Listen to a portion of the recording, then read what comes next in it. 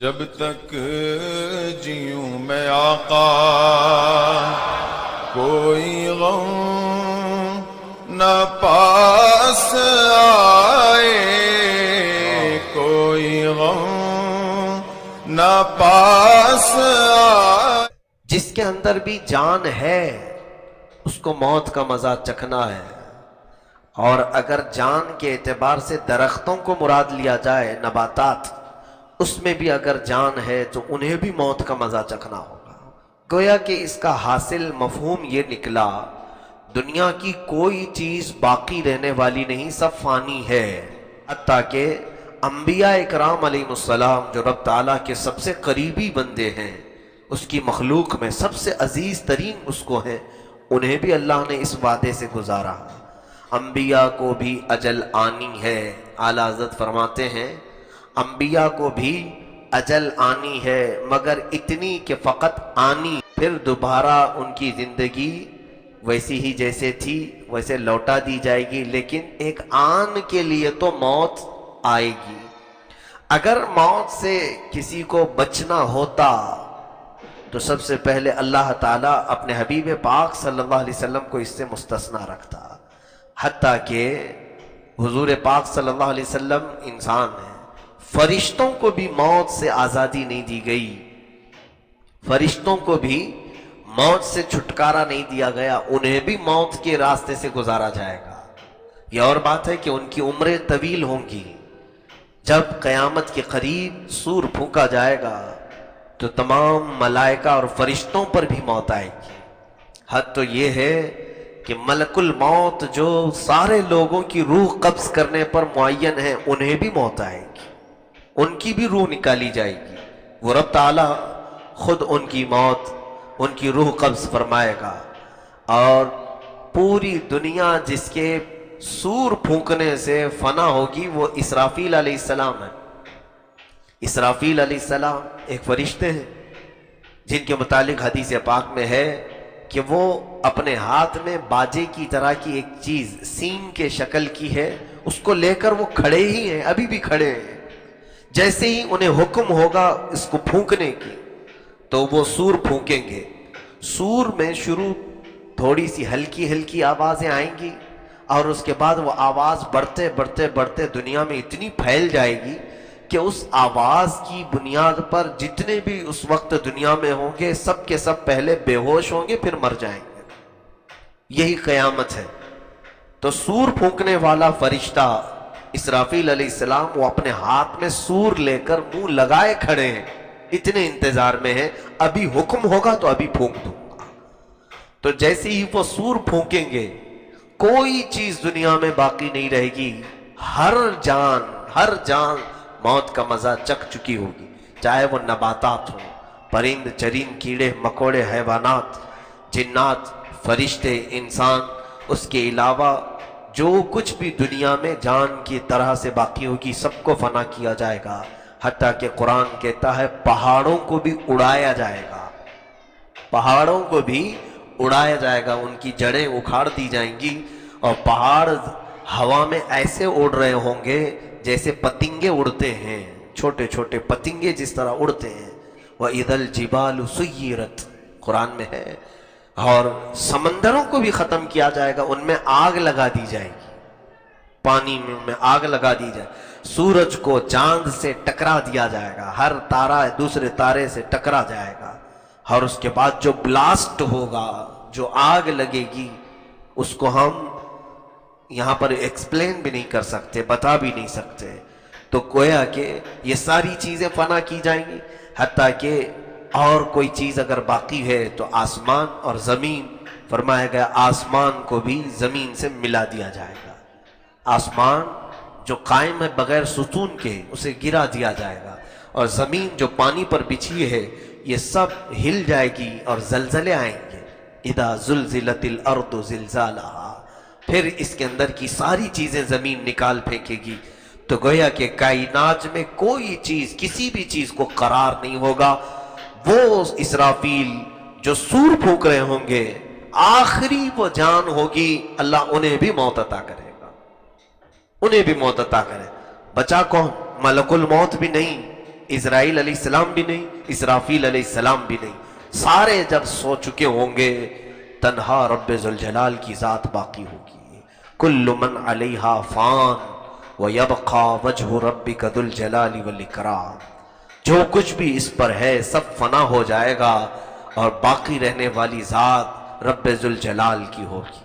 صرف تنہا باقی خدائے قدیر و جبار وحدہ لا شریک لہ موجود ہوگا۔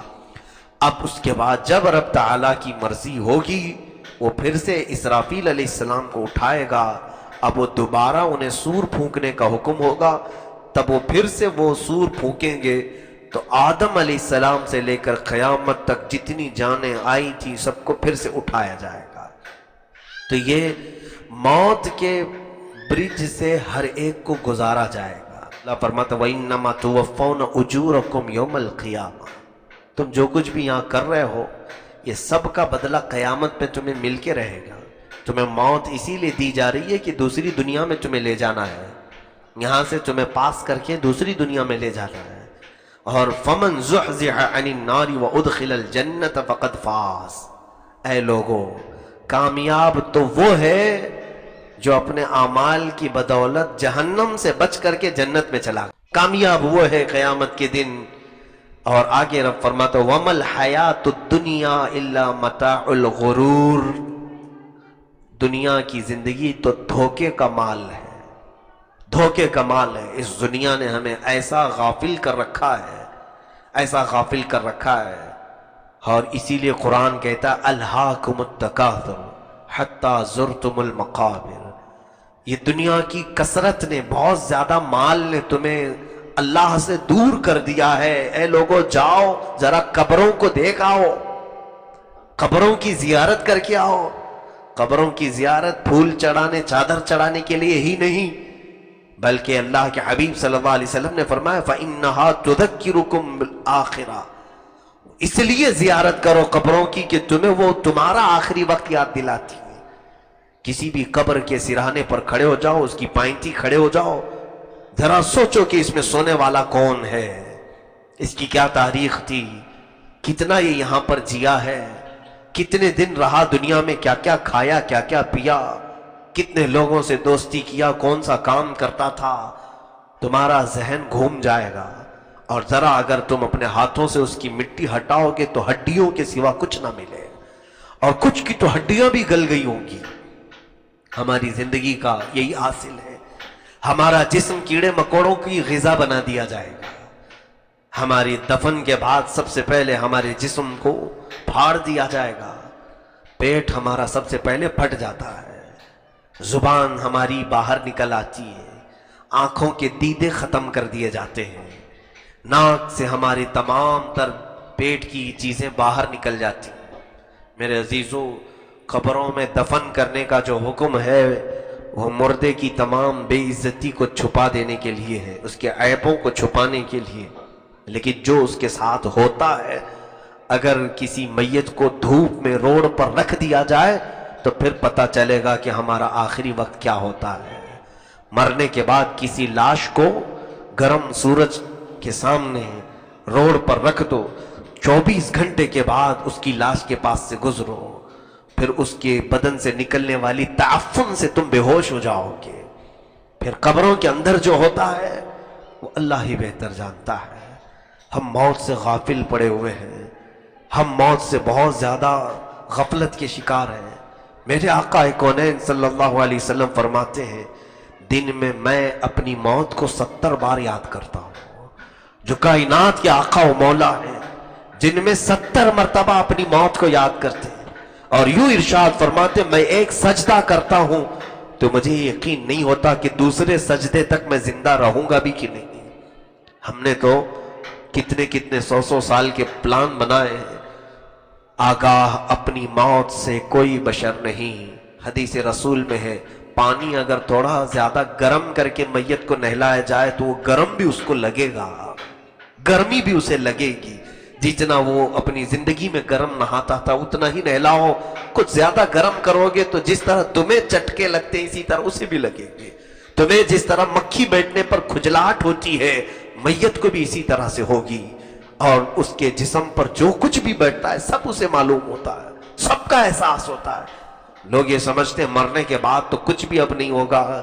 میں تو کبھی سوچتا ہوں کچھ لوگ مردوں کو، ہندو اپنے مردوں کو توڑ مروڑ کر کے بٹھا کر کے لے جاتے ہیں، ہڈیاں توڑتے ہیں اور انہیں بٹھا کر کے لے جاتے ہیں، ان کے ناک سے ادھر ادھر سے رسیاں کھوس کے نکالتے ہیں۔ ہر ایک کا احساس ہوتا ہے۔ میرے عزیزو، یہ ایک منزل بڑی کٹھن منزل ہے۔ سیدنا عثمان ابن عفان رضی اللہ تعالیٰ مصلی بچھاتے تھے، جب قبر والی کوئی آیت آتی قرآن میں یا موت کا تذکرہ آتا تو اتنا روتے تھے کہ آپ کی ہچکیاں بندھ جاتی تھیں، اور آپ کے غلام وہ فرماتے ہیں صبح میں مصلی نچوڑ کر کے سکھاتا تھا، اتنے آنسو ان کے مصلی پر گرتے تھے۔ سیدنا عثمان ابن عفان اور قبروں کے پاس جاتے تو ان کا چہرہ پیلا پڑ جاتا تھا، پورا بدن کانپنے لگتا تھا۔ لوگ کہتے ہیں آپ خلیفہ رسول ہیں، عشرہ مبشرہ میں سے ہیں، یہ قبروں کے پاس آتے آپ اتنا ڈر کیوں جاتے ہیں؟ فرماتے ہیں یہ وہ منزل ہے کہ یہاں سے جو پاس ہو گیا پھر وہ آخر تک پاس ہوتا ہی رہے گا، اور جو یہاں پھنس گیا ہر معاملے میں پھنستا رہے گا، ہر جگہ پھنسا جائے گا۔ اور زمین کے متعلق یہ بھی فرمایا گیا، کبھی کبھار یہ جلال میں بار بار کہتی ہے کہ اے مولا فلانا بندے کو جلدی میرے اندر ڈال، میں اس کی ساری اکڑ کو ختم کر دوں گی۔ جس قدر وہ اکڑ کر کے مجھ پر چلتا تھا، جو غرور و تکبر سے وہ مجھ پر ناچتا تھا، اس کو صرف میرے اندر بھیج دے، پھر میں اس کی پسلیوں کو ملا دوں گی۔ اس کے سینے کی ہڈیوں کی کڑکڑاہٹ سے جانور بھی کانپ جاتے ہیں۔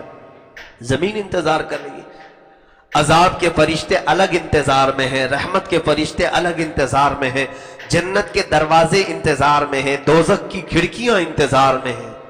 ایک بندے کے لیے سب انتظار میں ہے، ہماری موت کے انتظار میں ہے کہ یہ کب مرے گا اور اس کے لیے کیا حکم آنے والا ہے۔ جیسے ہی موت ہوتی ہے سب کے سب مولا کے حضور اب التجا کرتے ہیں، اے رب آج اس کا انتقال ہوا، آج اس کی روح نکال لی گئی، ملک الموت نے اپنی ڈیوٹی پوری کر لی، آگے کا حکم تو فرما، کون سی زمین کو اس کا لقمہ بنایا جائے گا، زمین کا لقمہ اسے بنایا جائے، کون سی زمین کے حوالے اسے کیا جائے، وہ بھی حکم ہوگا۔ کس زمین پر ہم جانے والے وہ طے ہے، وہ طے ہے، پہلے سے طے ہے۔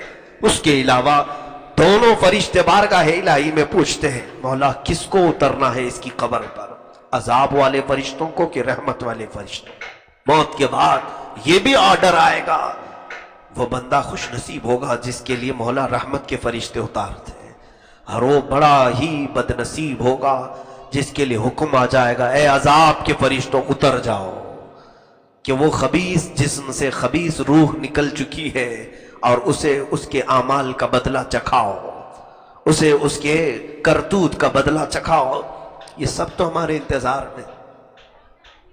کیا یہ حیرت نہیں ہے کہ موت سے بچنے کے لیے ہر کوئی دوڑ بھاگ کر رہا ہے، علاج، معالجہ، ڈاکٹر، طبیب، حکیم، دعا سب کچھ کر رہے ہیں۔ کس لیے کر رہے ہیں ہم؟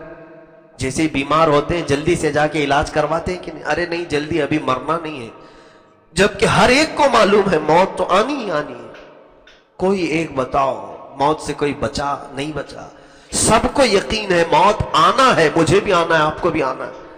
جو چیز سے بچنا ناممکن ہے اس سے بچنے کی ہر کوئی کوشش کر رہا ہے، لیکن عذاب دوزخ سے بچنا ممکن ہے، لیکن اس سے بچنے کی کوئی کوشش نہیں کرتا۔ اگر بندہ کوشش کر لے جائے تو دوزخ سے تو بچ سکتا ہے، موت سے کوئی نہیں بچے گا۔ تو موت سے بھاگنے کی بجائے دوزخ سے بھاگنے کی کوشش کیوں نہیں کرتے؟ جتنا علاج موت سے بچنے کے لیے تم خرچہ کرتے ہو علاج پر، کاش اتنی ہی محنت، اتنا ہی خرچہ دوزخ سے بچنے کے لیے کر لیا جاتا تو بہت ہی ہماری زندگی میں سکون کی نیند ہم سو سکتے تھے۔ آج ڈر اس بات کا ہوتا ہے میرے عزیزوں، میں نے ابھی چند دنوں قبل ہل گیا تھا، ذکر کی شب میں نے اس بات کو عرض کیا تھا، خواب کی تعبیر میں دیکھ رہا تھا، کسی صاحب نے خواب یہ بیان کیا کہ ہم نے اپنے رشتہ دار میں سے ایک صاحب ہمارے، ان کے باپ تھے، دادا تھے، جو بھی، خواب میں دیکھا کہ وہ آئے تھے، دھول میں اٹا ہوا چہرہ تھا، کالا دکھ رہا تھا، کیا تعبیر ہے، کیا تعبیر ہے؟ تو ہر ایک کی تعبیر الگ ہوتی ہے خوابوں کی۔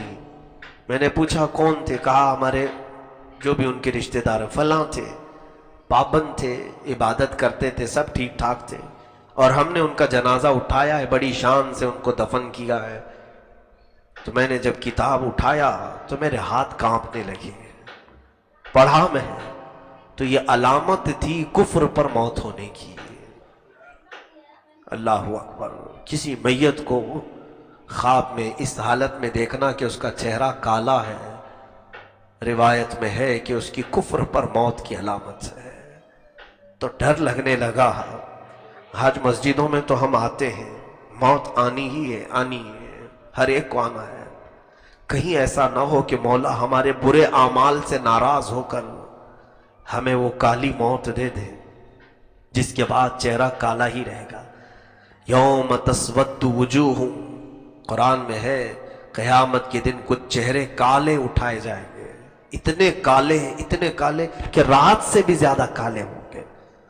ان کے کالے پن کو دیکھ کر دہشت داری ہوگی۔ یہ کون لوگ ہوں گے؟ جن کی موت کفر پر ہو گئی، ایمان پر موت نہیں ہوئی۔ عزیزان گرامی، اتنی خوش فہمی میں ہم آج جیتے ہیں، نمازوں کو چھوڑ کر بستروں پر ایسے لیٹے ہوتے ہیں۔ میں دیکھتا ہوں اتنے بڑے محلے میں اتنی بڑی مسجد خالی کیوں رہتی ہے؟ کیا مرنے کا کسی کو خوف نہیں؟ ابھی چند دن قبل ایک صاحب ان کا انتقال ہوا۔ کیسے جانتے ہیں آپ؟ 40 سال کی عمر ہے، بڑے بزنس مین تھے، بڑے بزنس مین۔ ان کے بچے ہمارے پاس آتے ہیں، کہا کہ ابا رات کو سوئے، صبح اٹھے ہی نہیں۔ اٹھنے کا معمول تھا صبح 8-9 بجے، لیکن اس دن وہ 11 بجے تک سوتے رہے۔ 11 بجے تو جب اماں نے اٹھانا چاہا تو جسم پورا ٹھنڈا تھا۔ دیکھ کر وہ گھبرائیں، ڈاکٹر کو بلایا گیا تو کہا رات میں ان کا انتقال ہو چکا ہے، بستر سے دوبارہ اٹھ ہی نہیں سکے۔ وہ جنازہ بھی میں نے دیکھا، رات کو نارمل کھانا کھا کر کے سویا ہوا آدمی صبح اٹھ ہی نہیں سکا۔ اے میرے عزیزو، کتنے مزے سے ہم فجر کی نمازیں قضا کرتے ہیں۔ کیا تمہیں یہ خبر ہے کہ آج کی فجر کی نماز قضا کرنے کے بعد اگر تمہاری موت آئی تو بے نمازیوں میں ہی حشر ہوگا، اٹھایا جائے گا یہی کہہ کر کے قیامت کے دن، مولا یہ بنا نماز کے تیری بارگاہ میں آیا ہے۔ ہم تو ڈرتے ہیں اس بات سے کہ عشاء ہماری قضا نہ ہو جائے، چھوٹ نہ جائے، کہ کہیں اگر یہ رات ہماری زندگی کی آخری ہو تو ہم کو جب اٹھایا جائے گا، موت لی جائے گی تو بے نمازی اٹھایا جائے گا۔ اور بے نمازیوں کے متعلق میرے آقا صلی اللہ علیہ وسلم فرماتے ہیں قیامت کے دن جہنم کا ایک دروازہ ہے، اس دروازے پر فرعون، حامان، شداد، قارون، ابو جہل، ابو لہب، ان کے نام لکھے ہوں گے، انہی ناموں کے ساتھ بے نمازی کا بھی نام لکھا ہوگا، انہی ناموں کے ساتھ اس کا بھی نام ہوگا۔ کیسے ہم اس طرح کی غفلت میں ہیں میرے عزیزو؟ موت ایک ایسی چیز ہے جو ہر بندے کو ہلا دیتی ہے، ہر بندے کی عبرت کے لیے کافی ہے۔ جب رسول کریم صلی اللہ علیہ وسلم موت کا تذکرہ کرتے تو صحابہ روتے اتنا کہ ان کی داڑیاں بھیگ جاتی تھی، آنسوؤں سے داڑیاں تر ہو جاتی تھی اپنے آخری وقت کو یاد کرتے ہوئے۔ ہم کیوں نہیں یاد کرتے؟ ہم کیوں اس منظر کو اپنے آنکھوں میں نہیں لاتے؟ کیا ہوگا جب ہمیں اٹھا کر کے ہلکے ہلکے لوگ لے کر چلے جائیں گے؟ ہزار میری خواہش نہ ہو تو بھی لوگ زبردستی لے جائیں گے۔ میں اس تنگ و تاریک قبر میں نہیں سونا چاہوں گا، پھر بھی مجھے دبا کر کے آئیں گے۔ میں کبھی نیچے سوتا نہیں، گدے پر سوتا ہوں، پھر بھی لوگ مجھے نیچے سلا کر آئیں گے۔ نہ لوگ مجھے تکیہ دیں گے، نہ گدا، نہ چادر، نہ بستر، کچھ نہیں دیتے۔ حتیٰ کہ وہاں مجھے نہ پانی دیا جائے گا نہ کوئی چیز۔ ہر چیز کا احساس تو مردے کو ہوگا، لیکن دنیا دیتی کچھ نہیں۔ پیسوں میں سے ایک سکہ بھی کسی کو نہیں دیا جاتا۔ کیا دیتے ہیں کسی کو؟ اس کی پسندیدہ چیزیں قبر میں رکھ دیتے ہیں کہ یہ چیز بہت پسند سے کھاتا تھا، مٹھائی رکھ دو اس کی قبر میں۔ کوئی کچھ نہیں دیتا۔ اگر سونے کے وقت ہاتھ ادھر ادھر نہیں پھیلتے، کنجسٹڈ جگہ ہو تو نیند نہیں آتی، وہاں تو قبر اتنی چھوٹی کھودتے ہیں اس پر بھی سل لگا کر کے ٹائٹ کر دیتے ہیں تاکہ کروٹ بھی نہ لے، اور پھر باندھ کر کے سلایا گیا ہے، کھلا بھی نہیں رکھا جاتا۔ کفن کو ایسے کہ پیٹ پر بھی باندھا گیا ہے، پیروں پہ بھی باندھا گیا ہے، سر پہ بھی باندھا گیا ہے، پورا لفافے میں رکھ کر کے ہمیں لٹایا گیا۔ کس طرح سے ایک کنجسٹڈ جگہ پر اور کتنا تنگ لباس میں، ایک باریک لباس میں ہمیں ڈالا گیا، اس منظر کو یاد کرتے یقیناً میں اپنی کیفیت بتا رہا ہوں، بارگاہ الہی میں کبھی کبھار ڈر کر کے میں رات میں اٹھتا بھی ہوں، عرض کرتا ہوں کہ مولا بہت میتوں کو دیکھا قبروں میں جاتے ہوئے، قبروں کو بند کرتے ہوئے، آخری مرتبہ ان کے چہرے دیکھے اور ان کے چہروں کو دیکھ کر ایک ہیبت بھی طاری ہوتی ہے۔ کتنے بے بس ہیں یہ، کبھی جب طاقت تھی تو مکہ بھی آزماتے تھے، جب زبان چلتی تھی تو ہر ایک کو چھلنی بھی کرتے تھے۔ کتنے خاموش ہیں یہ لوگ، آج ان پر لوگ مٹی ڈال رہے، کسی کو بولتے تک نہیں۔ اتنے بے بس ہیں یہ کہ ان کو کچھ بھی ہلایا جلایا جائے یہ کسی کو ڈانٹتے بھی نہیں، کسی کو اف تک نہیں کہتے، اور لوگ بڑے مزے سے ان پر تختیاں بند کر کے، وہ دوست بھی غائب ہوتے ہیں جو ان کے لیے رات رات بیٹھتے تھے۔ 5 منٹ کوئی قبر کے پاس بیٹھتا نہیں۔ ہماری قبر کی پہلی رات کیسی ہوگی، دوسری رات کیسی ہوگی، تیسری رات کیسی ہوگی، وہاں صرف اور صرف ملائکہ سے ہمارا آمنا سامنا ہے، کسی سے نہیں۔ ہمارے کیے ہوئے کی تمام چیزیں انہیں بتانا ہے، ان کی مار کھانا ہے، یا ان کے کوڑے یا ان کے بھالے یا ان کے گرز جو لوہے کے وہ سینے پر مارتے ہیں تو 2 میل اندر جاتا ہے، 2 میل اندر جاتا ہے، وہاں سے وہ کھینچتے ہیں نکالتے۔ یہ تمام کیفیات کو ہمیں جھیلنا ہے، اس لیے دعا یہی کیا کرو کہ مولا موت سے چھٹکارا تو ہے نہیں لیکن اچھی موت عطا فرما دے، اس کے بعد تو سکون ملے۔ اس دنیا میں کون سا سکون ملا؟ اسی لیے ہم بار بار دعا کرتے ہیں کہ میں نے دیکھا ہے سارے قبرستانوں، بہت قبرستانوں میں گیا، بہتوں کے جنازے پڑھائے، دفن میں بھی شریک رہا، لیکن میری زندگی میں میں نے صرف ایک ہی قبرستان کو دیکھا جہاں زندہ بھی سونے پر فخر کرتا ہے، وہ جنت البقیع ہے، میرے آقا کا پڑوس قبرستان ہے۔ ایسا ہے کہ میں دن میں بھی وہاں گیا، رات میں بھی گیا، اتنا رونق قبرستان کہ سچ بتاؤں ابھی اگر کہہ دیا جائے کہ لیٹ جاؤ تو یہاں سے بات پتہ چلتی ہے کہ جن چیزوں سے اللہ نے ہمیں روکا ہے، منع کیا ہے، وہ 2 قسم کی چیزیں ہیں۔ ظاہر سی بات ہے جن چیزوں سے روکا گیا ہے اس کو گناہ کہتے ہیں۔ گناہ کیا چیز ہے؟ اللہ نے جس کے کرنے کو منع کیا وہی گناہ۔ تو وہ 2 قسم کے ہیں، کچھ بڑے ہیں اور کچھ چھوٹے ہیں۔ بڑوں کو کبیرہ گناہ کہتے ہیں، چھوٹے کو صغیرہ گناہ کہتے ہیں۔ تو کبیرہ اور صغیرہ کیا چیز ہے؟ ایک لمبی بحث ہے، انشاءاللہ العزیز زندگی باقی رہی تو میں سبقاً آگے تک عرض کرنے کی کوشش کروں گا۔ اللہ عز و جل کا یہ وعدہ کہ اگر تم بڑے گناہوں سے بچتے رہے تو ہم چھوٹے گناہ معاف کریں گے۔ اب یہ بڑے گناہ کیا ہیں، کبیرہ گناہ کسے کہتے ہیں؟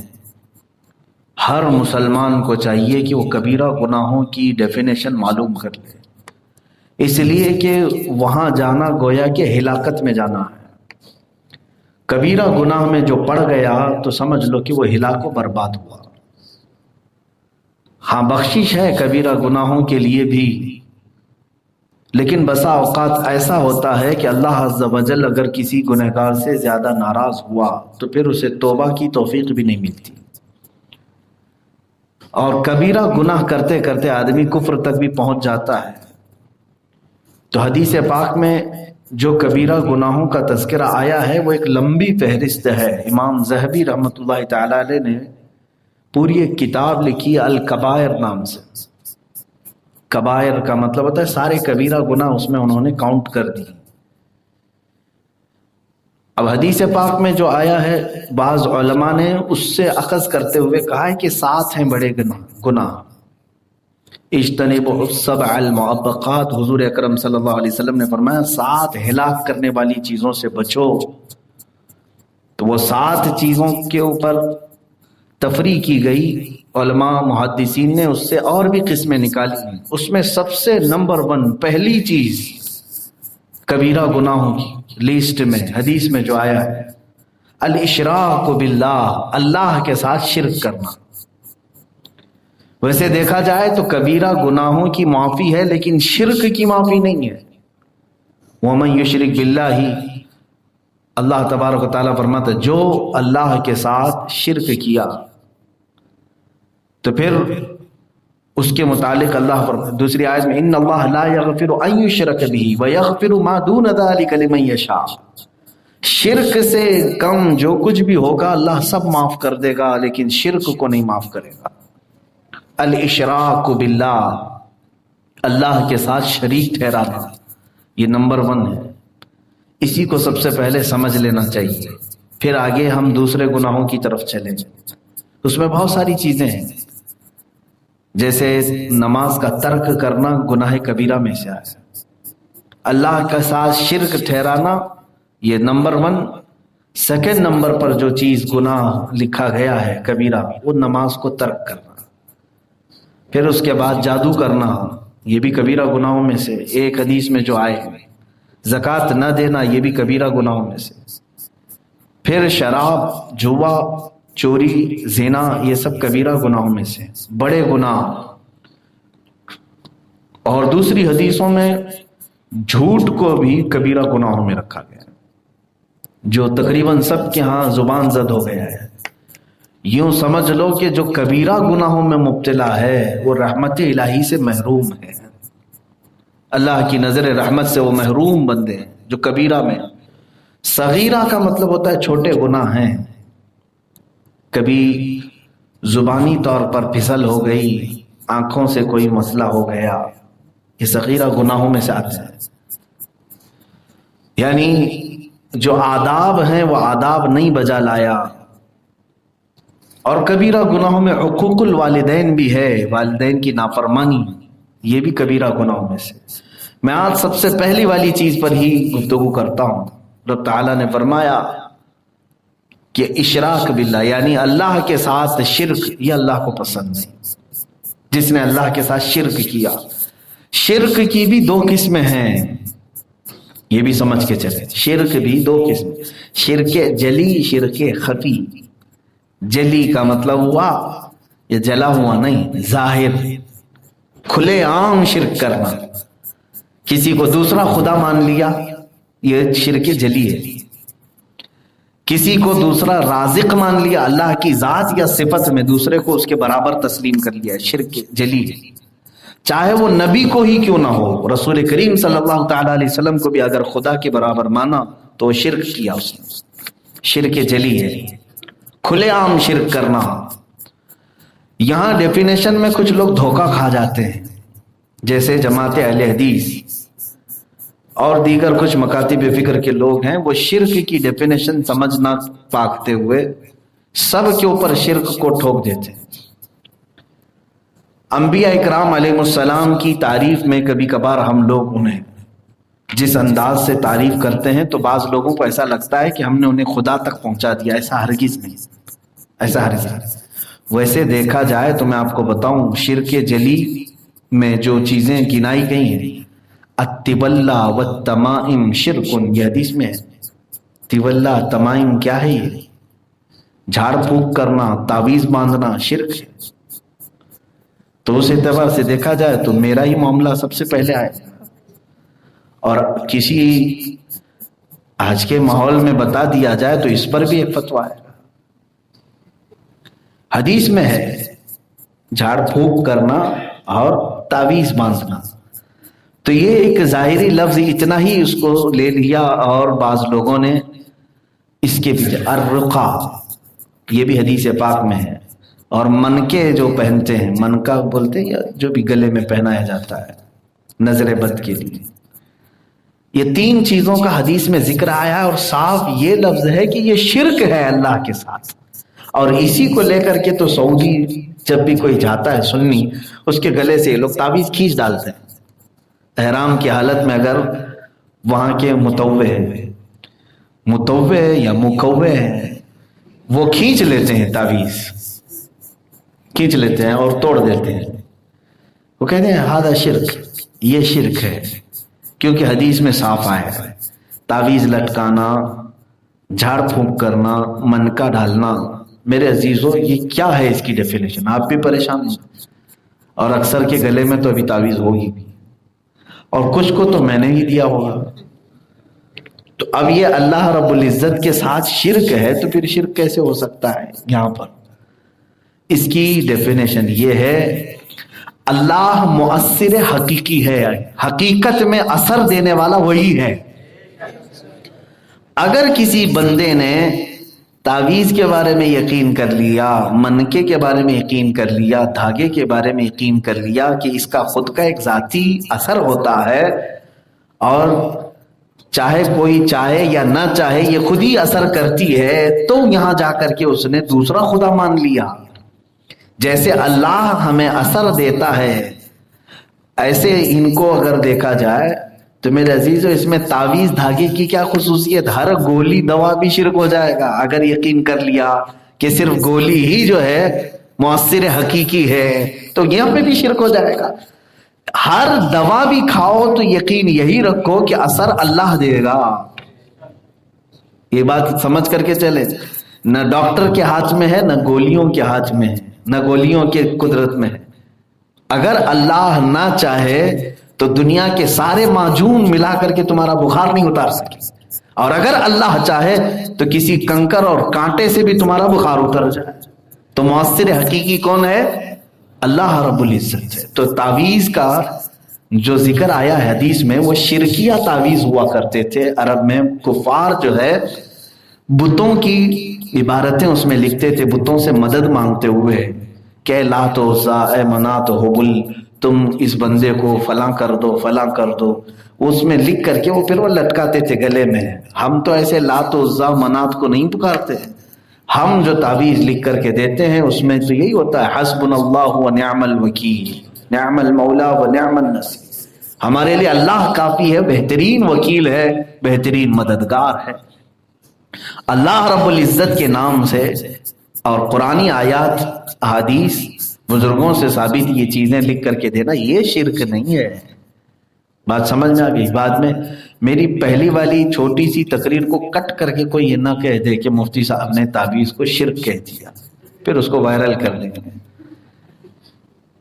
کہ اتنا سا حصہ نہ کٹ کیا جائے، آدھی بات نہ کٹ کریں، پوری بات لے لیں. تو شرک جو ہے اس تصور کو کہتے ہیں کہ اللہ کے طرح مؤثر سمجھنا، یہ شرک ہے. یہ شرک جلی کی بات میں بتا رہا ہوں. اللہ کی ذات اور اس کی صفت کے ساتھ کسی دوسرے کو شریک ٹھہرانا.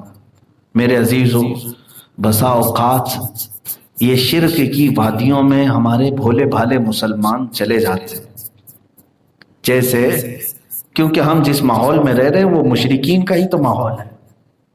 یہاں پر کفار مشرکین جو بت پرست لوگ ہیں وہ زیادہ ہیں ہندوستان میں.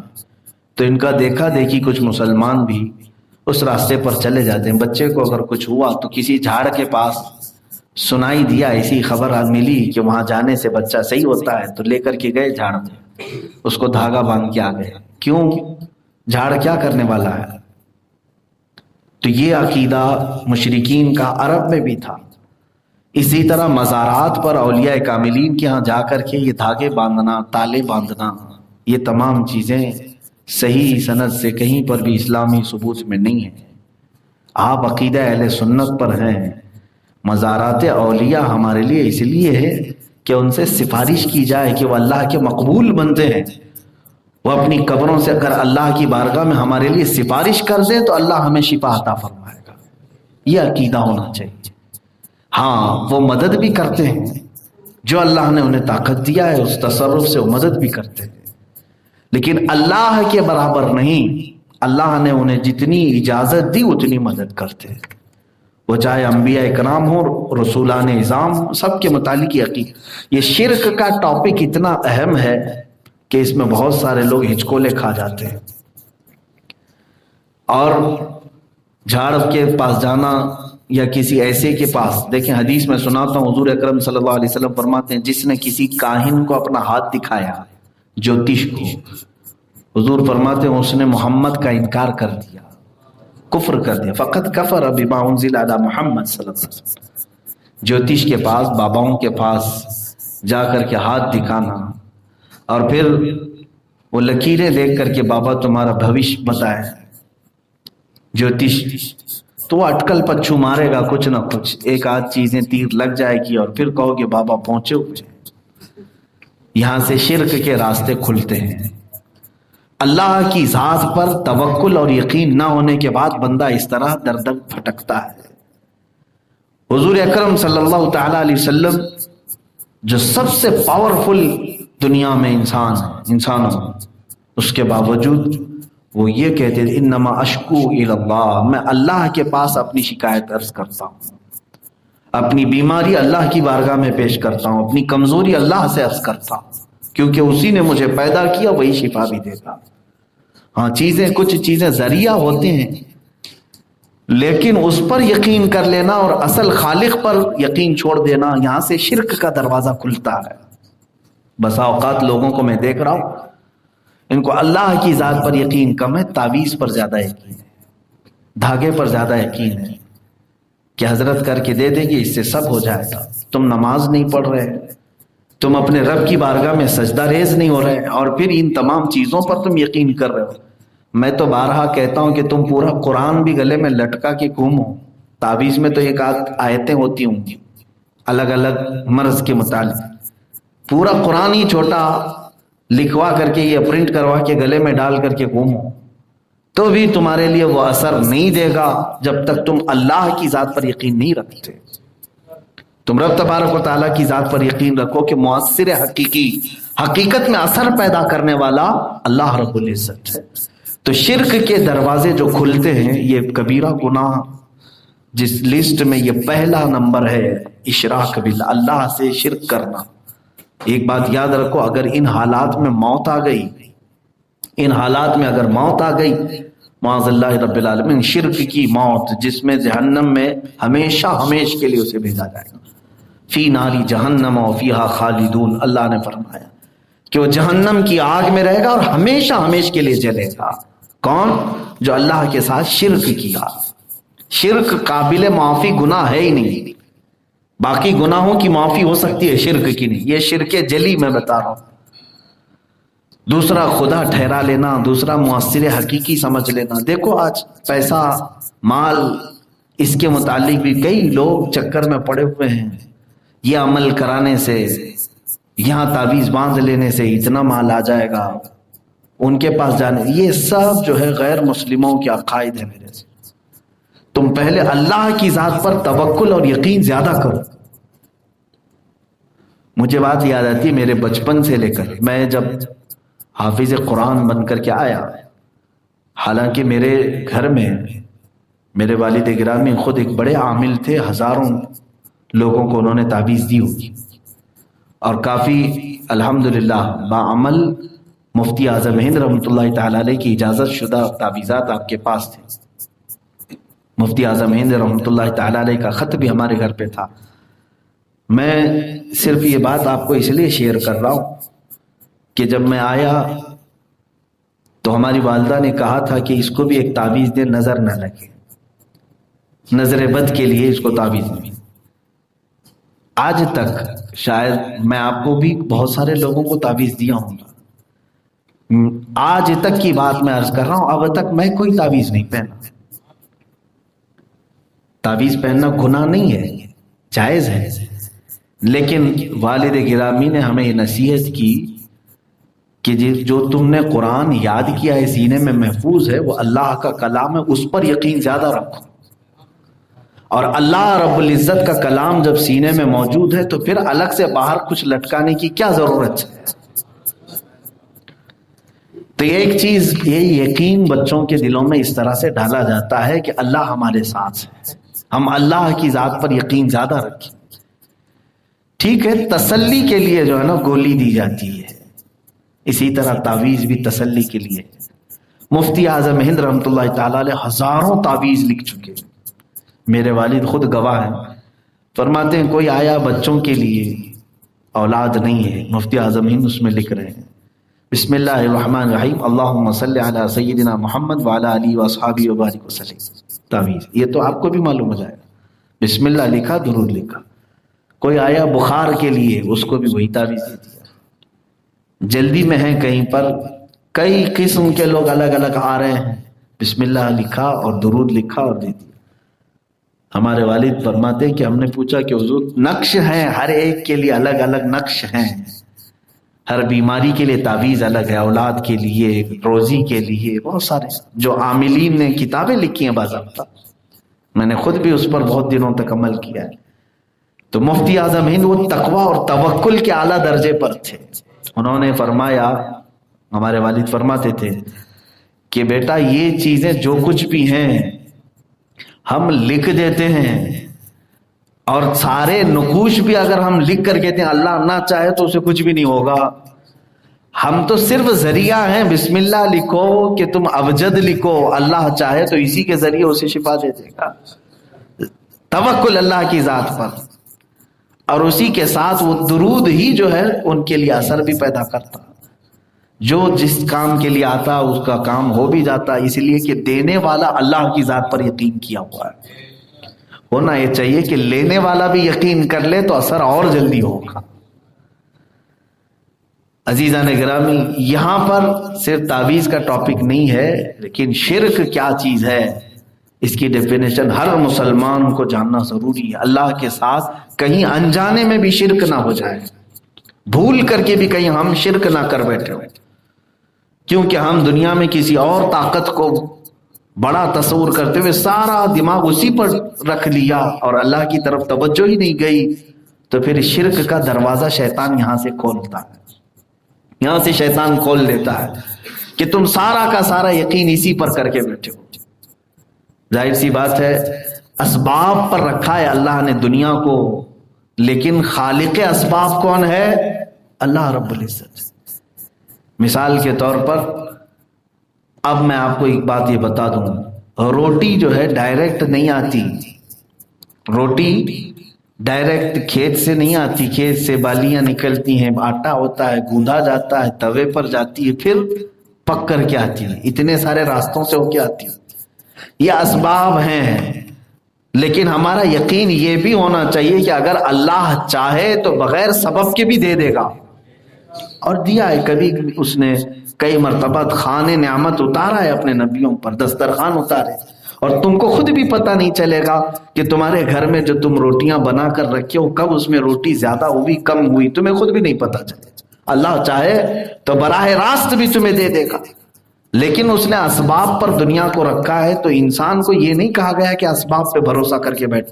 یہاں سے شرک کا دروازہ کھلتا ہے، شرک کا دروازہ کھلتا ہے. تمہیں خالق اسباب پر یقین ہو، اللہ کی ذات پر توکل زیادہ ہو، وہی ساری چیزیں کرنے والا ہے.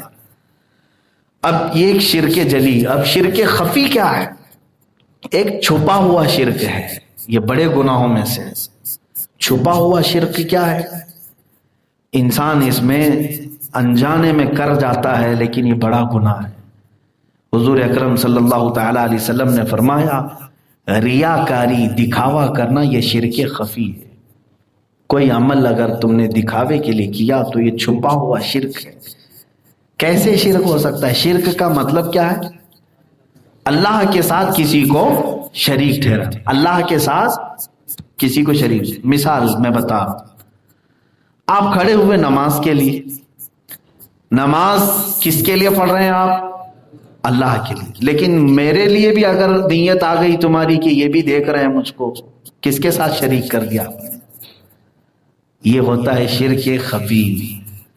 نماز میں اگر تم نے یہ خیال کیا کہ فلاں بھی مجھے دیکھ رہا ہے تو میں اس کے لیے بھی تھوڑا سا صحیح ہو کر کے نماز پڑھ لوں، تو گویا کہ تم نے ایک عبادت میں دو لوگوں کو شریک کر لیا، ایک اللہ کو اور پھر یہ دوسرے لوگوں کو. عزیزان کرام، یہ ہے شرک خفی. اس کے متعلق امام ذہبی رضی اللہ تعالیٰ عنہ نے بڑے عجیب واقعات بھی لکھے ہیں کہ جو کچھ بھی عمل تم نے دکھاوے کے لیے کیا تو ایسا ہی ہے. حدیث میں ہے ریاکاری کرنے والا دکھاوے کے لیے بہت سارے اعمال کر لے، وہ قرآن پہ قرآن ختم کر لے، رکعت پہ رکعت پڑھ لے، روزے پہ روزے رکھ لے، حج پہ حج کر لے، چاہے وہ شہسوار ہو اعمال کا، لیکن وہ جس وقت لے کر جائے گا اعمال پورے اس کے منہ پر مار دیے جائیں گے. ریاکاری، دکھاوا عمل میں اگر آ گیا، یہ سب کو خود کو پتہ چل جاتا ہے. کیسے معلوم ہوگا ریاکاری ہے یا نہیں؟ یہ تمہیں خود ہی معلوم ہو جاتا ہے کہ اگر میری عبادتوں کو دیکھ کر لوگ میری تعریف کر رہے ہیں تو گویا کہ تم نے اب تک کی عبادتیں دکھاوے کے لیے کیا تھا. ریاکاری کیسے پتہ چلے کہ تمہارے اندر ہے یا نہیں؟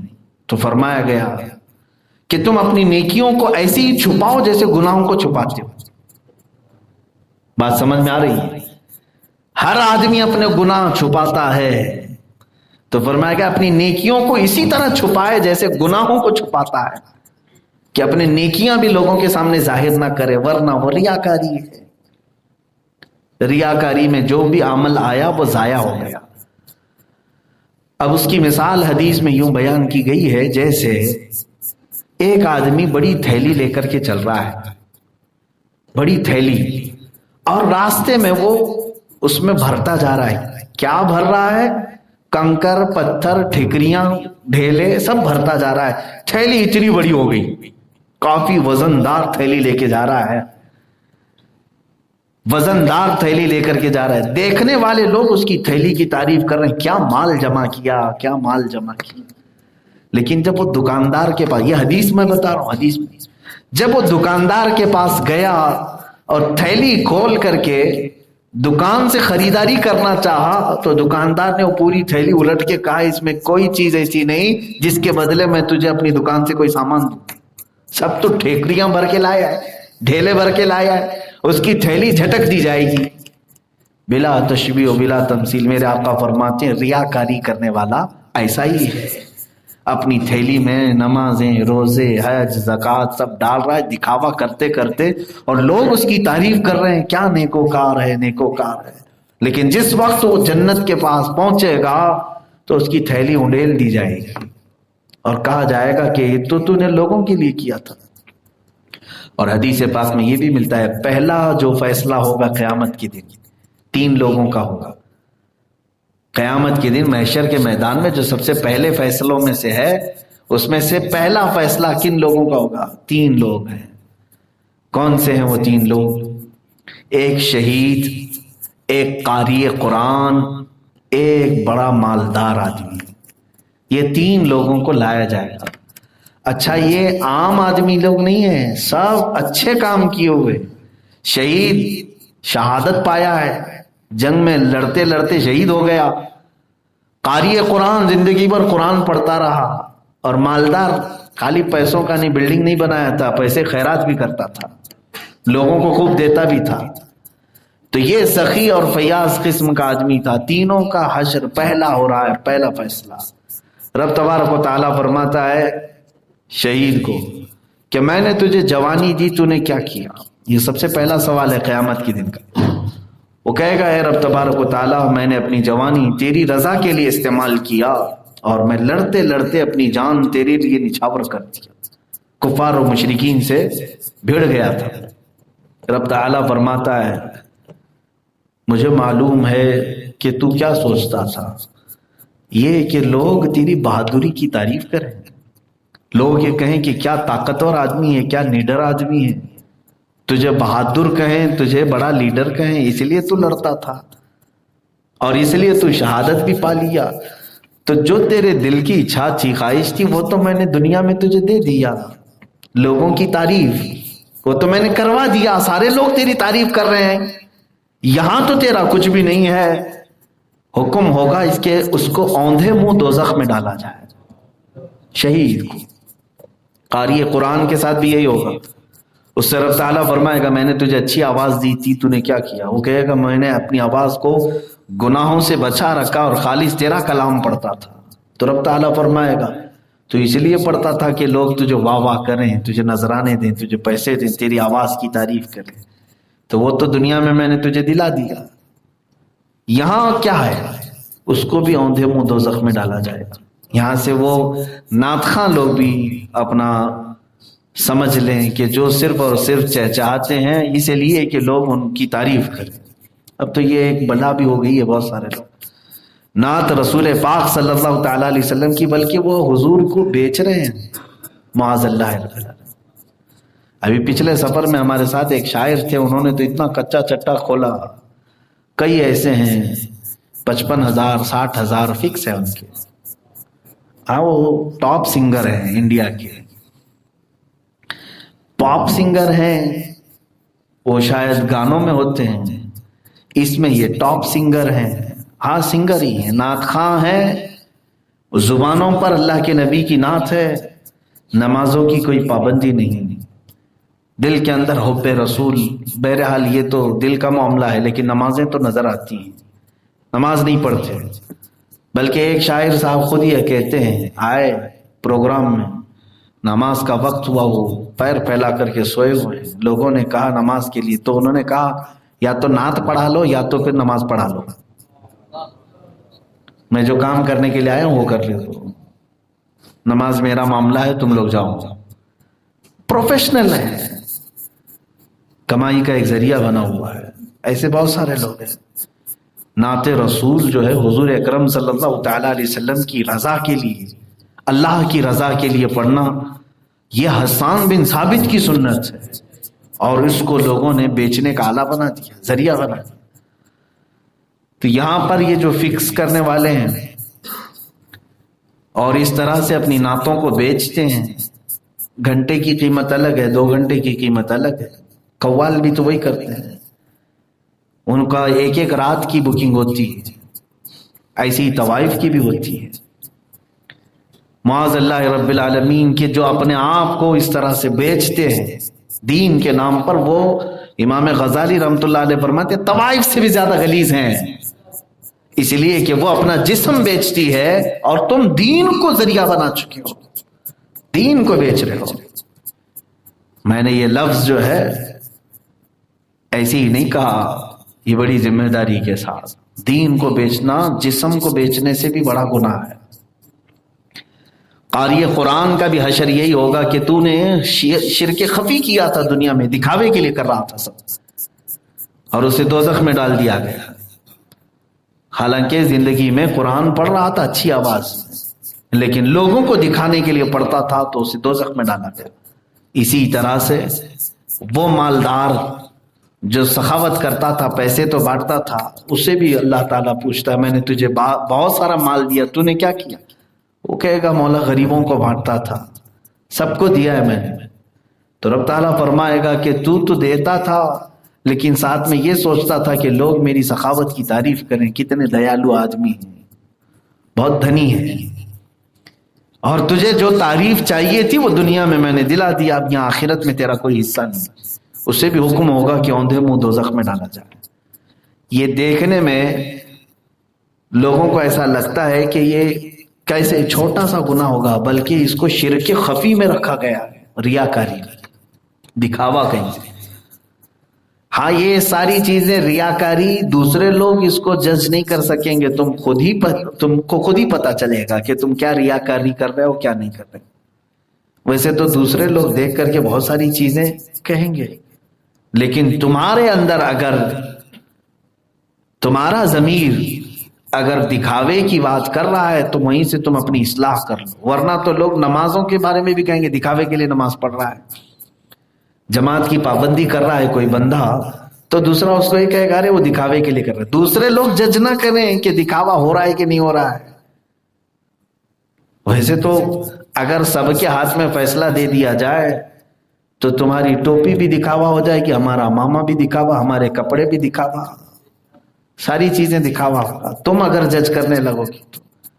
اسی لیے ریاکاری ہے یا نہیں یہ پہچاننے کا طریقہ اور اس کے لیے سارے تھرمامیٹر خود اسی انسان کو دے دیا گیا ہے کہ تو خود آزما لے، اور اگر تجھے ایسا لگتا ہے کہ یہ علامات ہیں تو فوراً تو خود اصلاح کر، دوسرے تیری اصلاح نہیں کر سکیں گے، کیونکہ اس لفظ کے ساتھ جو چیز جڑی ہوئی ہے وہ کیا ہے؟ شرک خفی. خفی کا مطلب چھپا ہوا. تو جب چیز چھپی ہوئی ہے تو دوسرے لوگ کیسے بتا پائیں گے؟ وہ تم خود ہی سمجھ سکو گے کہ تم کس لیے کر رہے ہو. نیت پر ہے کہ تم نے اگر دکھاوے کی نیت سے کچھ کیا. اب جیسے تینوں اعمال میں نے بتایا، شہید کا، قرأت قرآن کا اور سخاوت کا، جبکہ یہ تینوں بڑے اعمال ہیں. شہادت کوئی کم مرتبہ ہے اور قرأت قرآن ایک بہت بڑے ثواب کا کام ہے. اور اسی طرح مال کی تقسیم کرنا یہ بھی بہت بڑا نیکی کا کام ہے. لیکن یہ نیت سے بدل جاتا ہے آدمی. اگر اس نے دکھاوے کی نیت کیا تو یہی بڑے اعمال اسے دوزخ میں لے جا رہے ہیں. لیکن اگر اس نے اللہ کی رضا کے لیے کیا تو یہی اعمال اس کے جنت میں لے جا رہے ہیں. تو یہ بات سمجھ کر کے چلے کہ کہیں ہمارے اندر سے یہ شرک خفی نہ آئے. شیطان یہ لانے کی کوشش کرتا ہے اور یہ منافقین کی صفات میں بیان کیا گیا، یراؤن الناس، کہ وہ لوگوں کو دکھانے کے لیے نماز پڑھتے تھے. ان المنافقین یخادعون اللہ وهو خادعهم واذا قاموا الى الصلاة قاموا كسالى یراؤن الناس ولا یذکرون اللہ الا قلیلا. بے شک منافق اللہ کو دھوکہ دینے کی کوشش کرتے ہیں جبکہ خود اپنے آپ کو دھوکہ دے رہے ہیں. جب نماز کے لیے کھڑے ہوتے ہیں تو سستی اور کاہلی سے کھڑے ہوتے ہیں اور لوگوں کو دکھانے کے لیے کہ لوگ مجھ سے خوش رہیں یا لوگ مجھے نمازی کہیں، اسی لیے نماز پڑھتے ہیں. یہ منافقین. اور ان کی صفت میں اللہ نے یہ بھی فرمایا کہ وہ اللہ کا ذکر نہیں کرتے، بہت تھوڑا سا.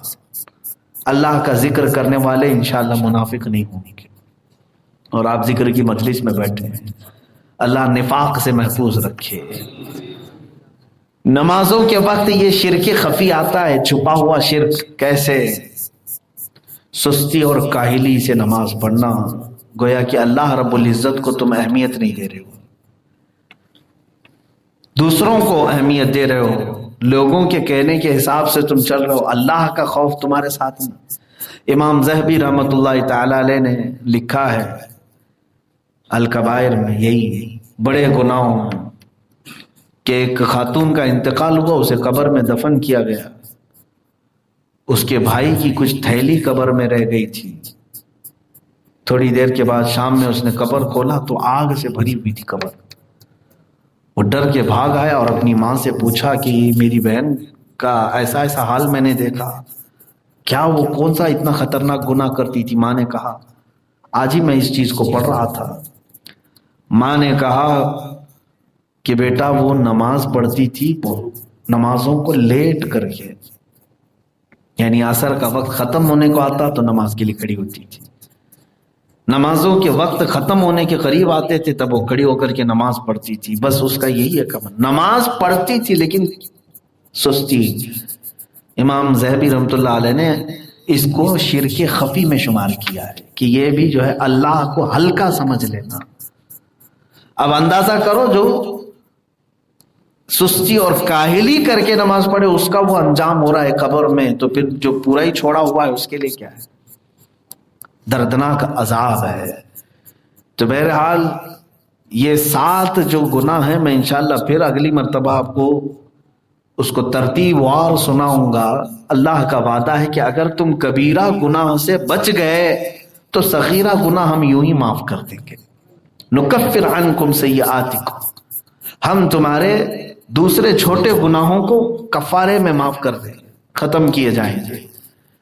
ہاں ترک نماز یہ دوسرے نمبر پر آیا ہے. نماز کو چھوڑنا یہ دوسرا کبیرہ گناہ ہے. نماز چھوڑنا میرے عزیزو اس کو ہلکا مت سمجھ لینا، ہلکا مت سمجھ لینا. بلکہ بعض احادیث میں یہ ملتا ہے کہ کوئی عورت زنا کرتی ہو اور اس کے بعد اس سے پیدا ہوئے بچے کو کاٹ کے پھینکتی ہو، اس سے بڑا گناہ نماز چھوڑنے والے کا ہے. جان بوجھ کر کے جو نماز ترک کرتا ہے تو یہ کبیرہ گناہوں میں سے، کبیرہ گناہوں میں سے. اب جو قضا کر لیتے ہیں، جانتے ہیں آپ نمازوں کی قضا کرنے کے بعد لوگ سمجھیں برابر کر دیا میں نے. کیا برابر کر لیے تم نے؟ وہ وقت لا سکتے ہو دوبارہ. قضا کرنے والے کے لیے حکم کیا ہے جانتے ہیں آپ؟ فجر آپ کی چھوٹی اور اس کے بعد پھر آپ نے اب عشاء کے وقت اس کو پڑھ لیا، قضا پوری کر لی، ادا کر لیا. تو فرمایا گیا کہ وہ 2 رکعت کی قضا کرنے کے بعد توبہ الگ سے کرو اللہ کی بارگاہ، توبہ کرو کہ وہ وقت کو تم نے جو ضائع کیا، یہ تو خالی تم نے 2 رکعت برابر کیا، اب اللہ جو ناراض تھا اس کو کون منا رہا ہے؟ تو کیا تم برابر کھانا پوری کر رہے ہو؟ فل ان دا بلینک جو ہوتا ہے کہ یہاں سے اٹھا کے اتنا بھر دیا، نہیں، تم نے اللہ کے آرڈر کو ہلکے میں لیا اور سو کے گزار دیا۔ قضا کرنے کے بعد بھی توبہ ضروری ہے، توبہ بھی کرنا ضروری ہے۔